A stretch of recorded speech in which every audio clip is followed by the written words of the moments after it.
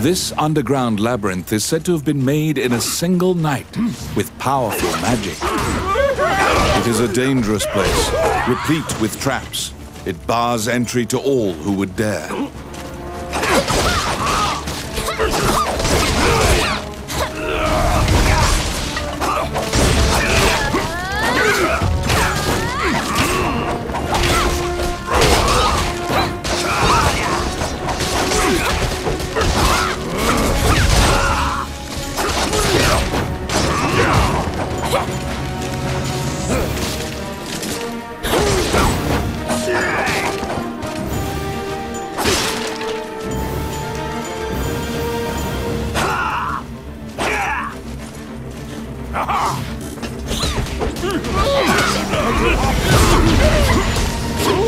It's my turn.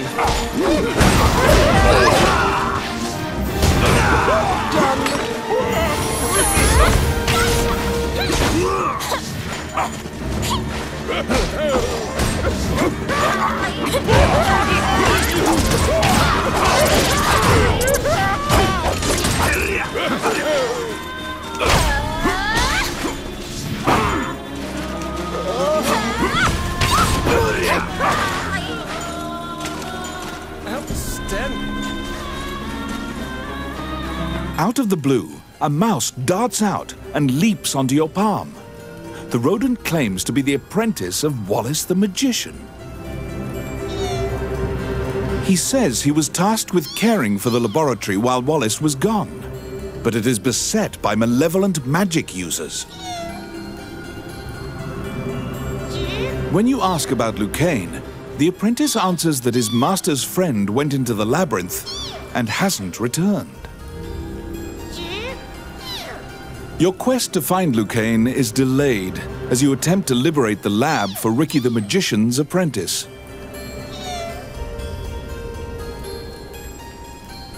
The door to the laboratory is through this hall. Oh, yes. Voila!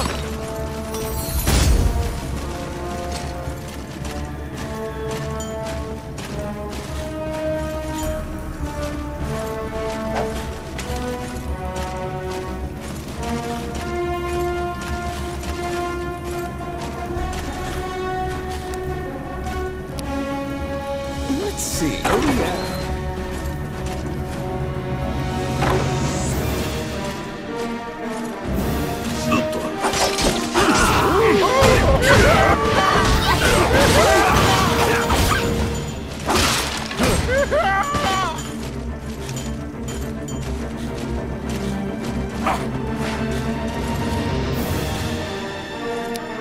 I got it. Voila!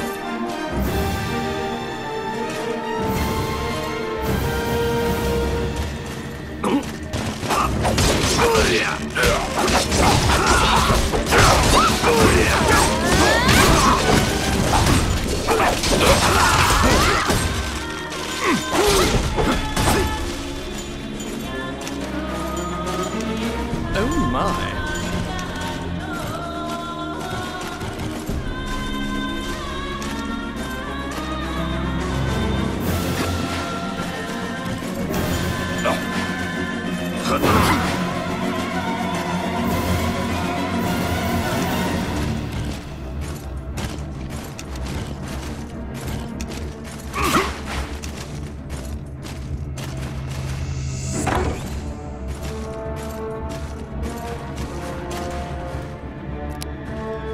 It's my turn. Oh, yeah.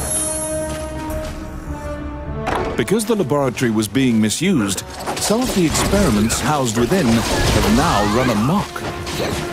there's been a population explosion of mutated beings that spread their spores around. The labyrinth is overrun by fungi. Simple.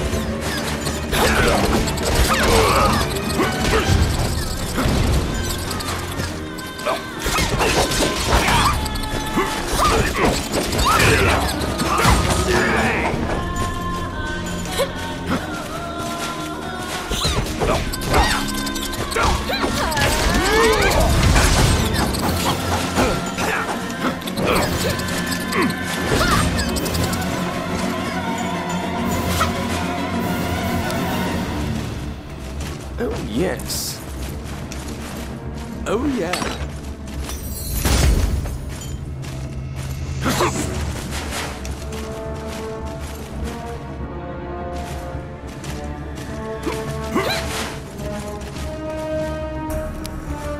I got it. Done. Nani?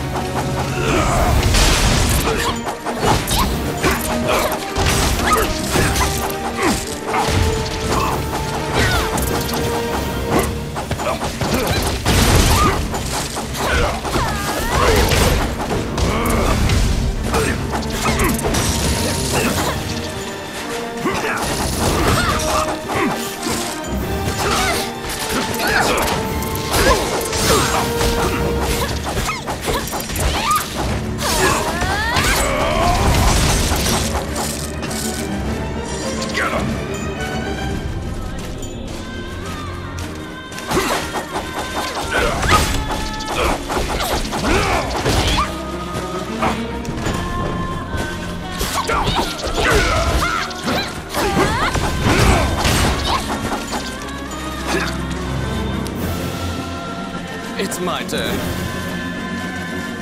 Voila! Oh, I can do that. Outstanding.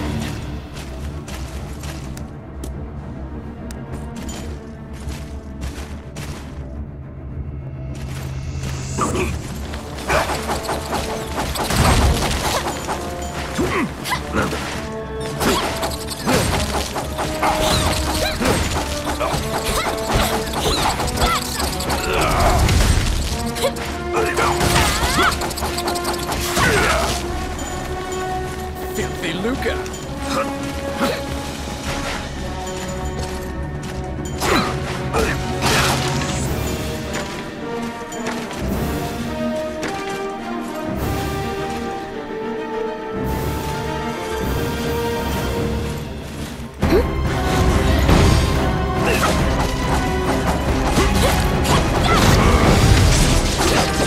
Destroy the cocoons before they hatch, or they'll keep coming.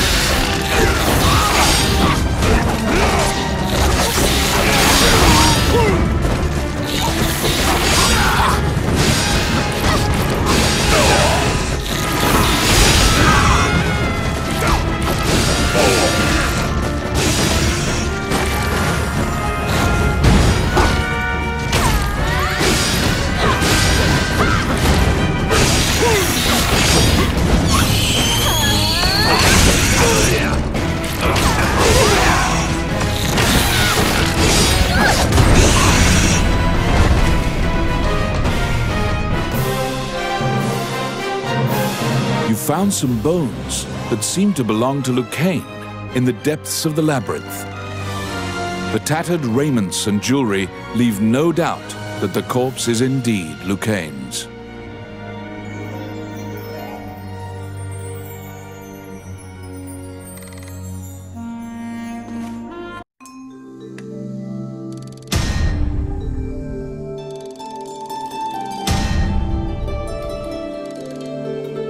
You bring back the bones of the magician Lucane.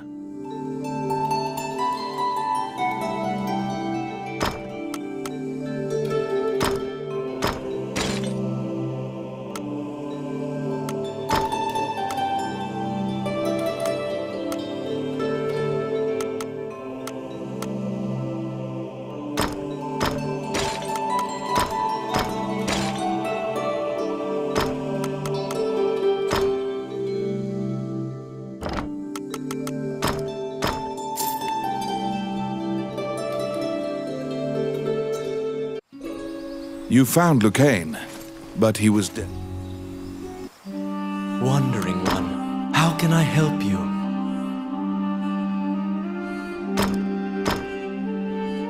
Allow this heart to beat.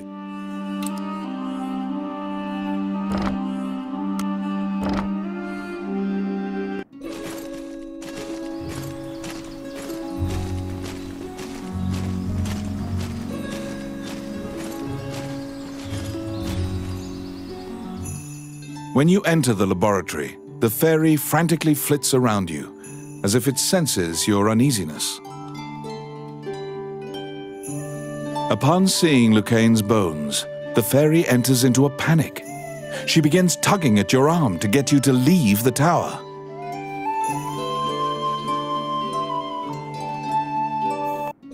The fairy is apparently attempting to lead you somewhere. You collect Lucane's bones and follow her.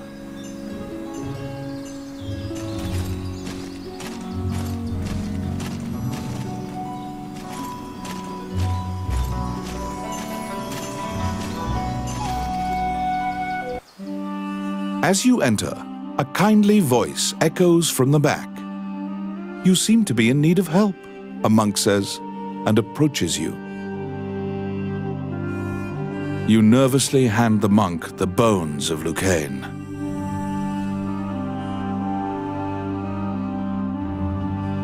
Allow this heart to beat again.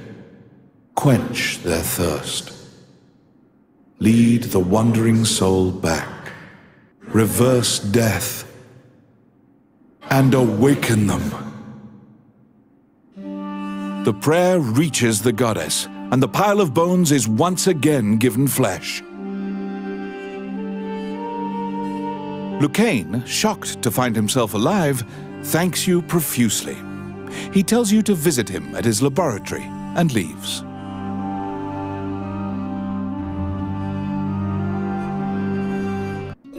The resurrected magician has returned to the old tower in town. You decide to see him to ask more details.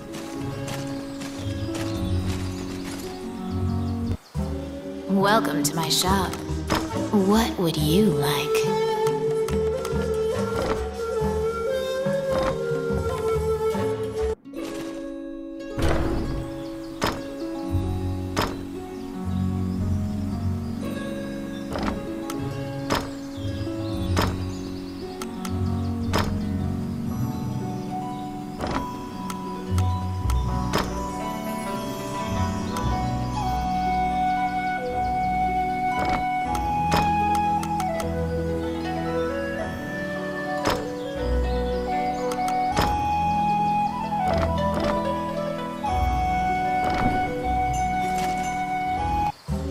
Welcome. What would you like?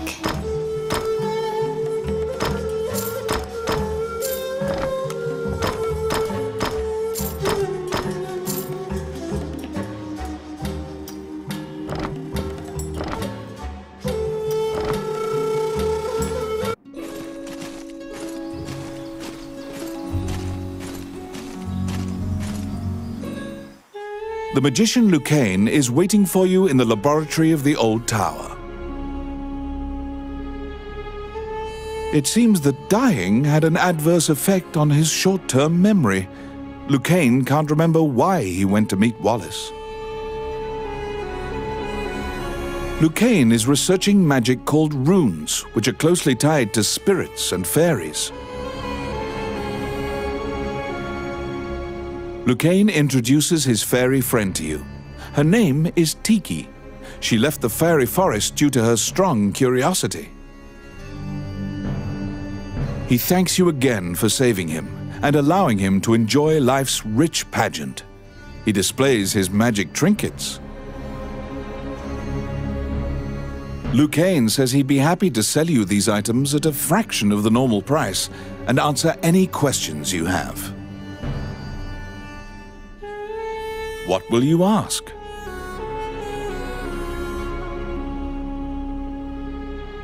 The magician Wallace was an old friend of Lucane's. He was known as a great magician.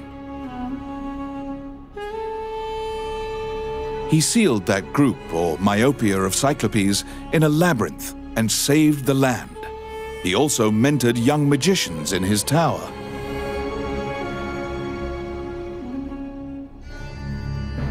He was also the king's trusted advisor, and Lucane trails off.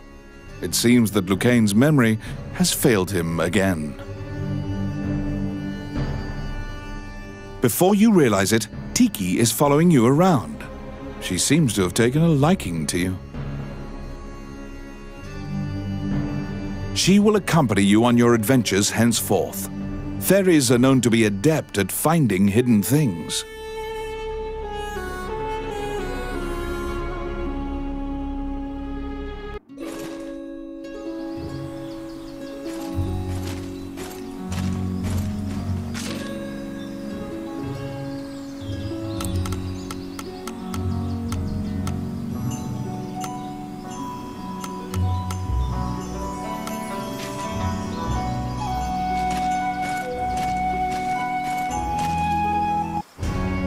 A letter from the castle has come to you via the guild. It simply says to report to the castle in all haste. You're back.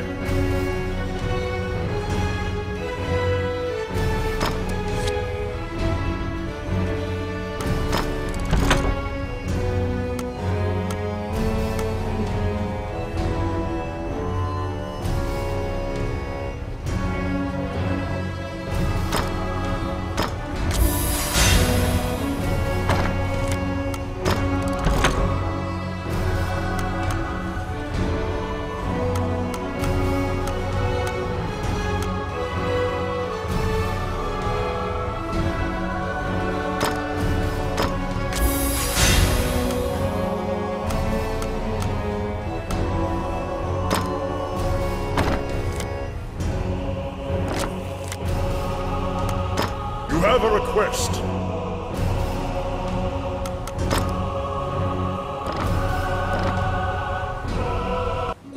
You assume that the letter was sent by the Prime Minister. Perhaps he has another request for you.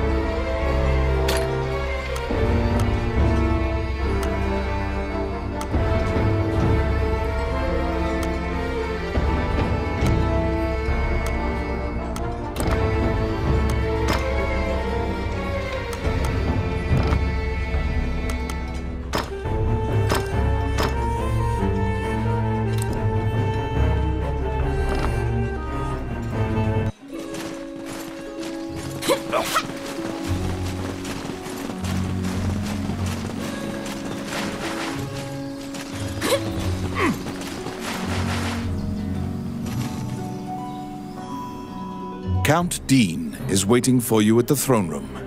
It is he who sent the letter. After your previous encounter, you can only assume that he's up to something nefarious. You brace for combat. The guards have drawn their swords and are blocking the exit. Count Dean starts talking to you in a soft voice.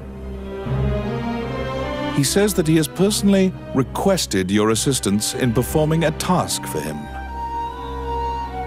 He wants you to scout Bilberon Fortress on the border. This underground fortress is a well-known structure.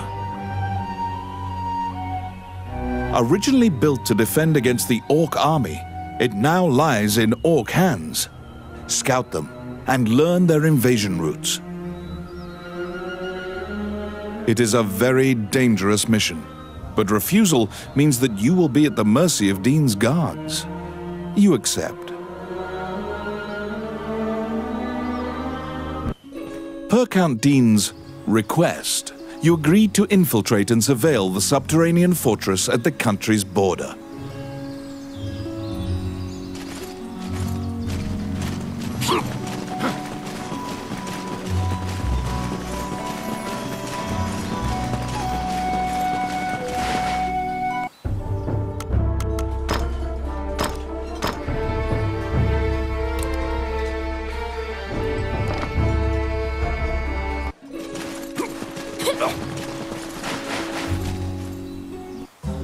Welcome to my... What would you like?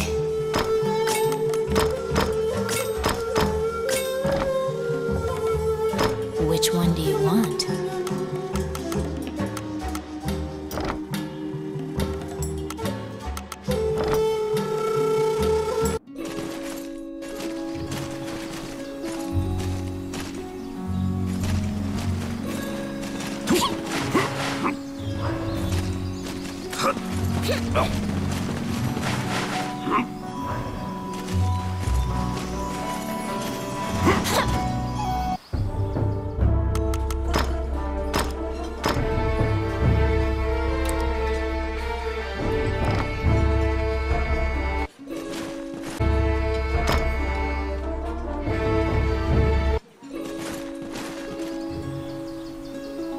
Per Count Dean's request, you agreed to infiltrate and surveil the subterranean fortress at the country's border.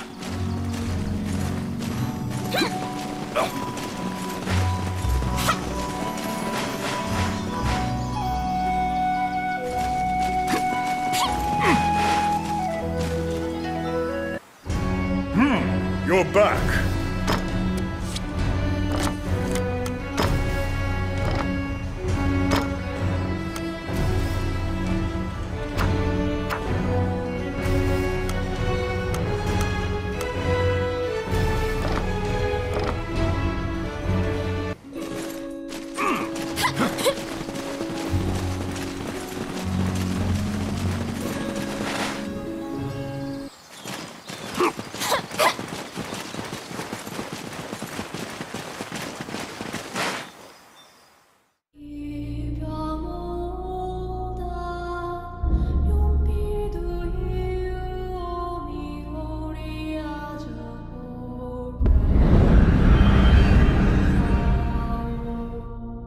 The Orc army presently controls Bilberon, the underground fortress built into the canyon.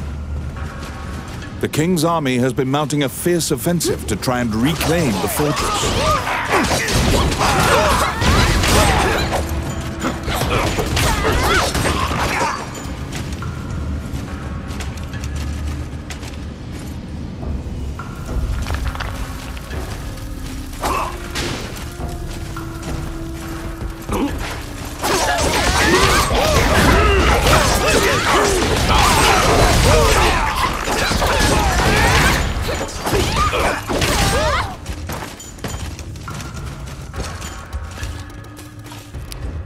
It's my turn. Done.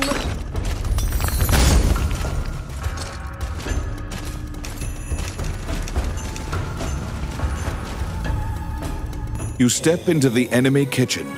A corpulent chef grabs a goblin instead of meat and suddenly stops.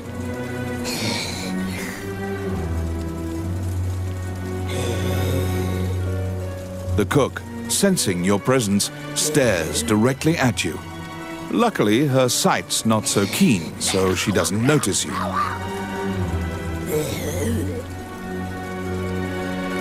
Eventually, the chef returns to her meat cutting. You use the goblin's screams to mask your escape.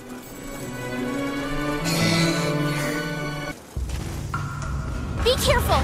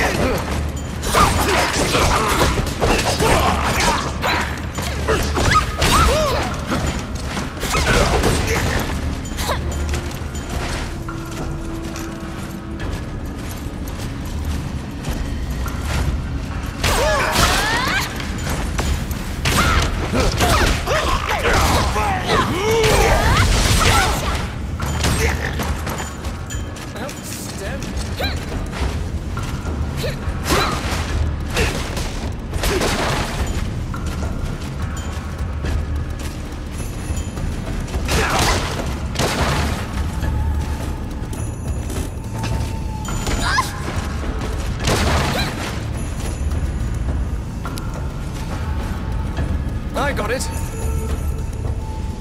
Oh, crap.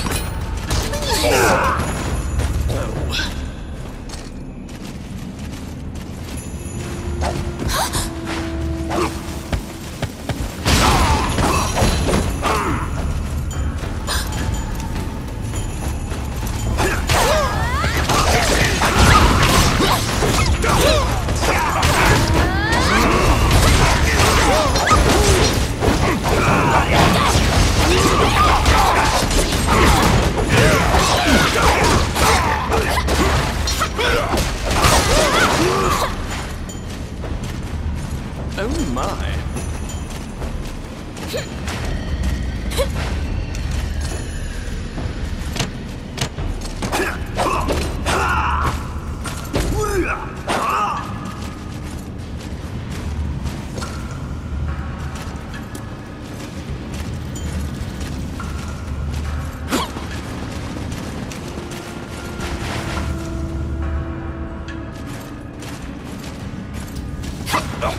Be careful!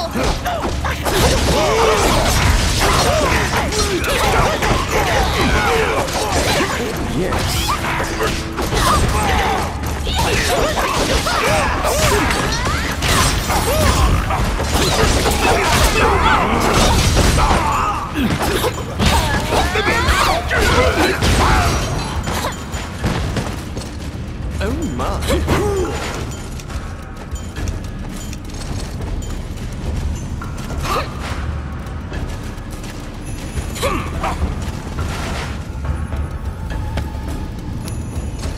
Let's see. Done.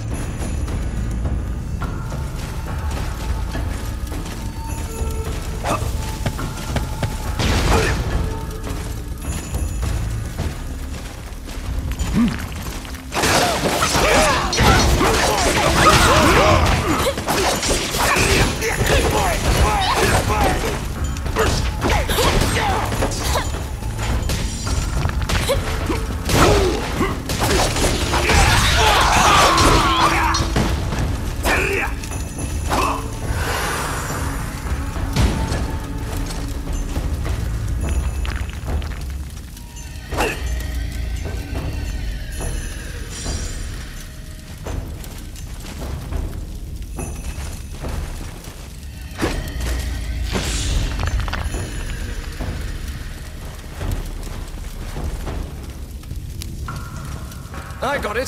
Simple.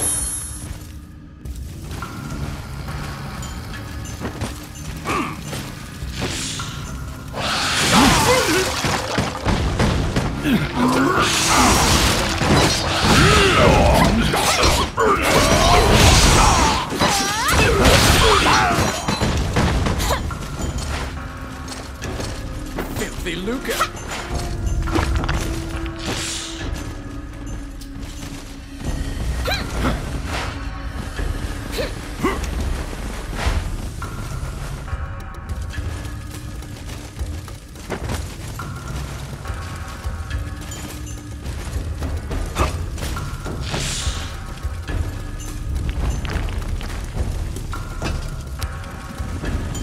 It's my turn.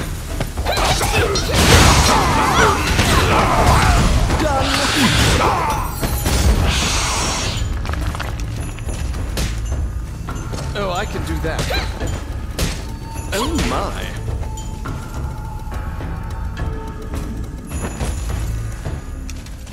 What?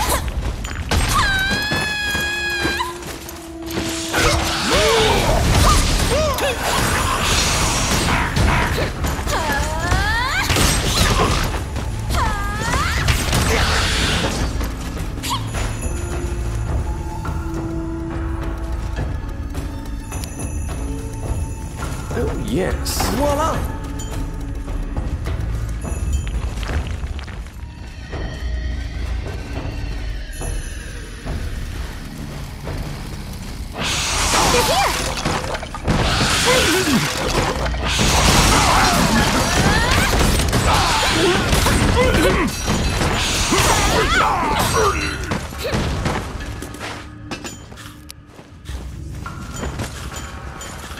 Filthy Luca.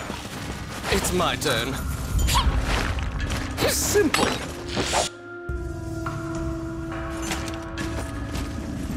Oh my.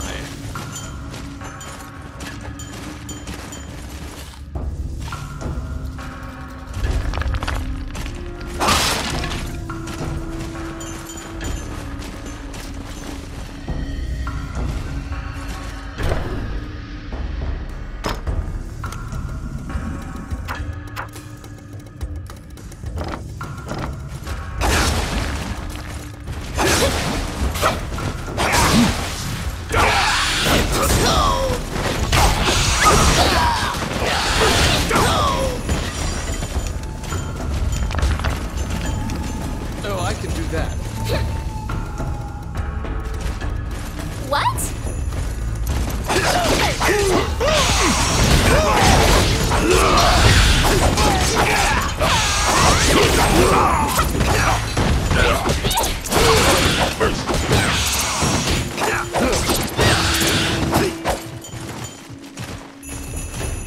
Oh my. Be careful!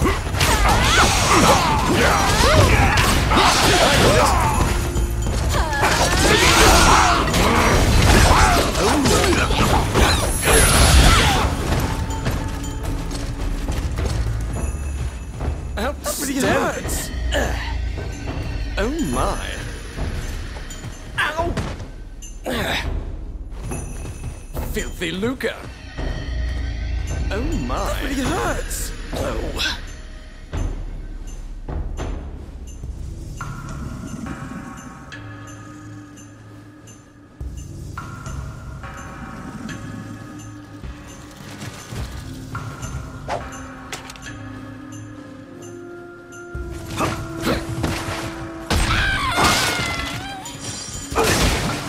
Quit it!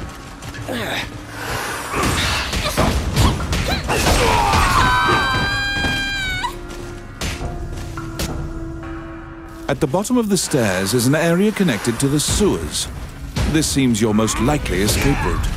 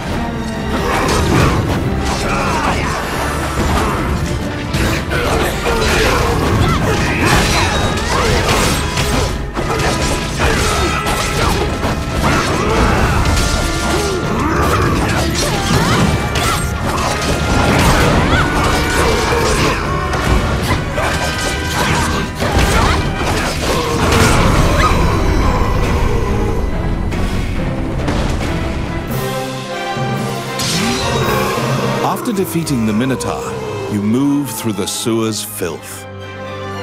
The reconnaissance mission went well. You gathered intel and slipped back across enemy lines.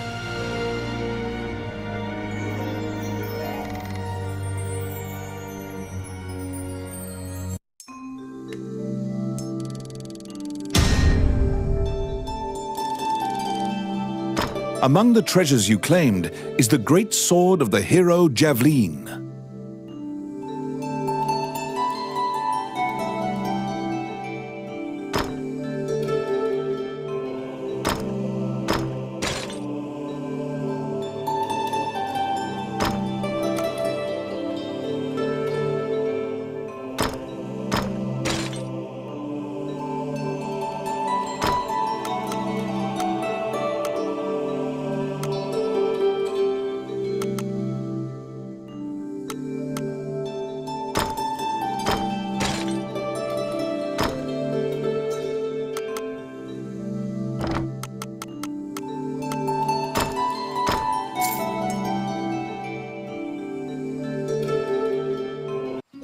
You succeeded in acquiring intel on the underground fortress. This job will be completed once you report to Count Dean.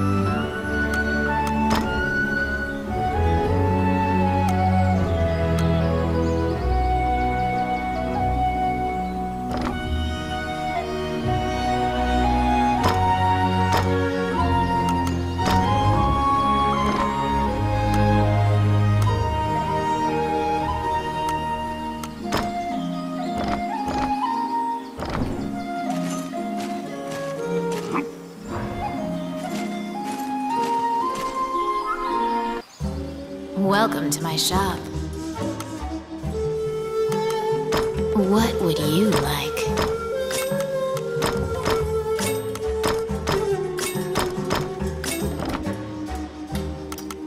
Which one do you want?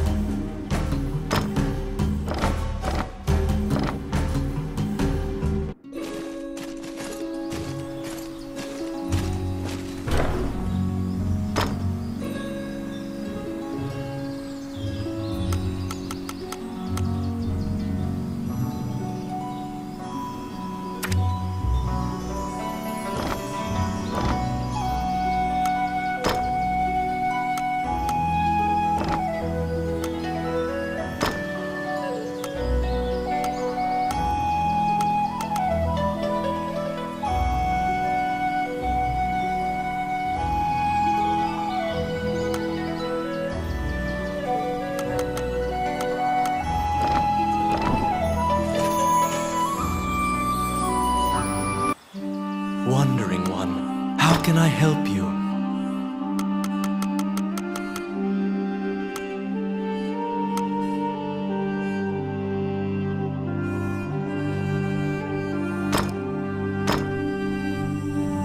Allow this heart to beat again. Quench their thirst. Lead the wandering soul back. Reverse death. And awaken them.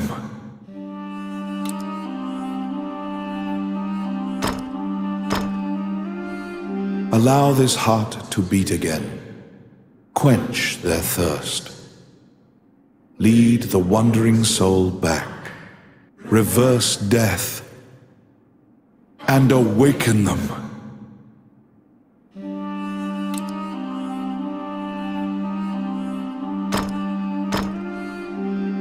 Allow this heart to beat again.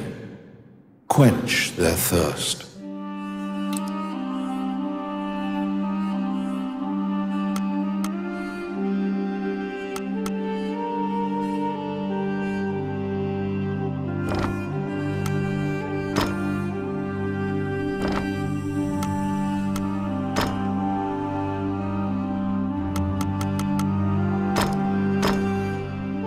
May they rest in peace. May they rest in peace. May they rest in peace. May they rest in peace. May they rest in peace. May they rest in peace. As you leave the temple, a ragged old man slumped in the road calls out to you in a gravelly voice. His raspy voice makes it difficult for you to discern if he's even speaking your language. You can give him a coin if you feel pity for him. Of course, you're free to walk away as well.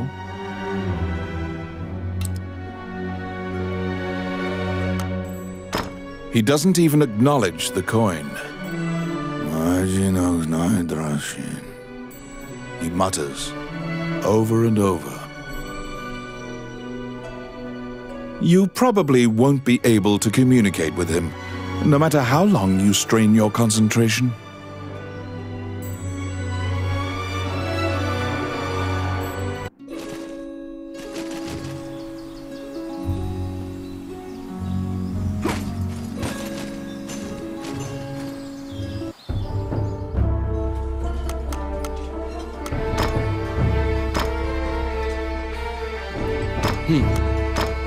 All right. Okay.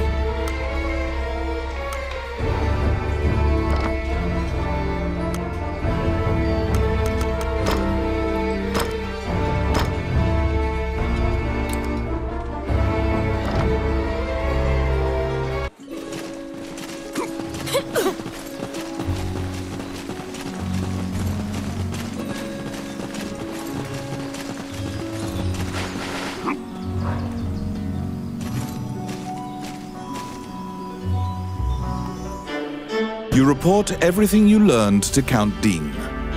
Unfortunately, you also mention the hero's legendary sword. Naturally, he demands the great sword, but at least he's in a good mood now. He thought you'd just flee, but you didn't.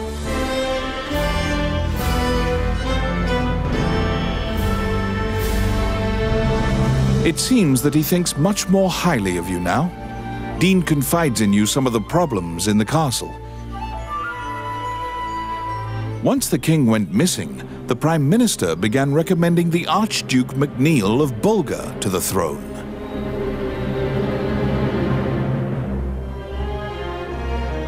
Bulgar is an aggressive nation to the north.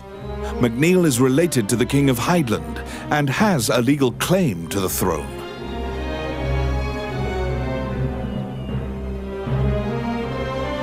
Count Dean claims that MacNeil has been rallying nobles in Highland to support his claim to the throne. That's why Dean hired Tommet to steal the scepter. He says that Tommet is extremely trustworthy, so long as he is paid. Suddenly, the Prime Minister and the Princess appear. It seems you are being watched. The Count glowers and departs. The Prime Minister warns you not to involve yourself any further. The Princess, as usual, looks back with blank eyes.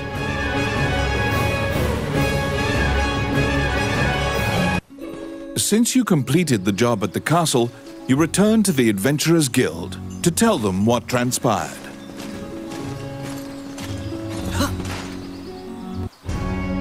Roland also happens to be here to report on a job. However, Samuel is not here. Roland is waiting for him to return.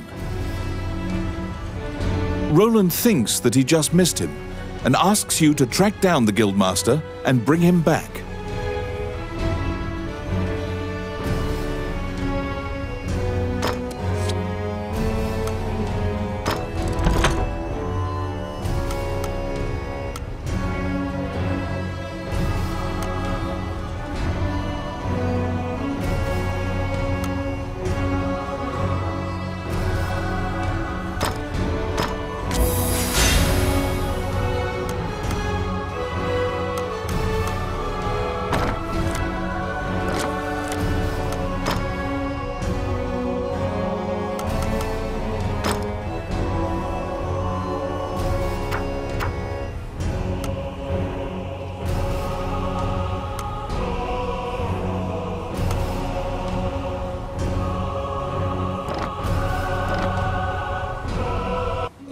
You look for Samuel, the guildmaster.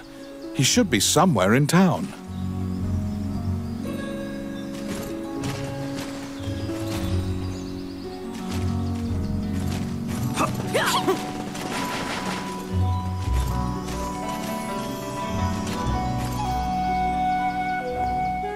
Oh, how can I help you? Which one?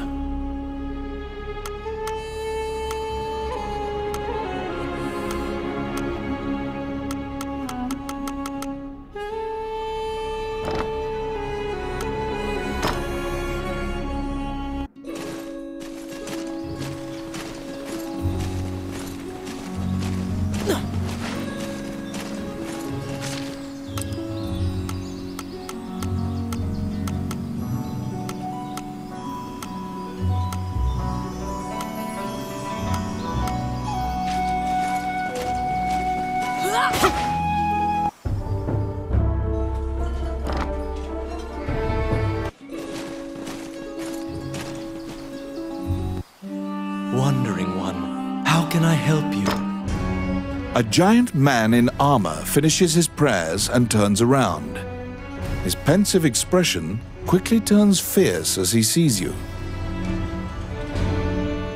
He tells you that he was praying because he has sent many friends to look for the king, but they haven't found the slightest clue. When you ask to help, Samuel just nods and hands you a request form. It's the same request the temple gave you. In a remote region, marriageable girls are disappearing one by one. The catacombs are believed to be linked somehow.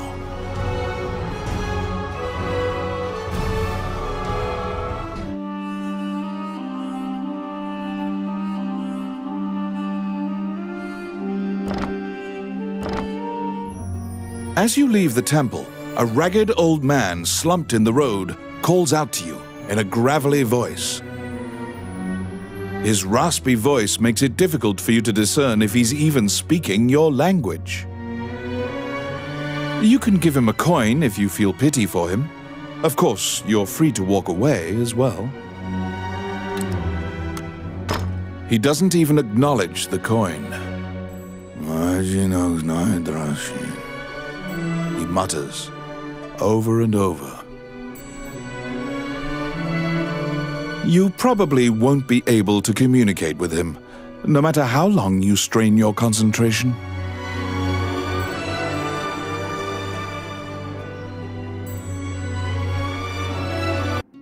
To solve the mystery of the disappearances, you head to the catacombs, where the villagers fear to tread.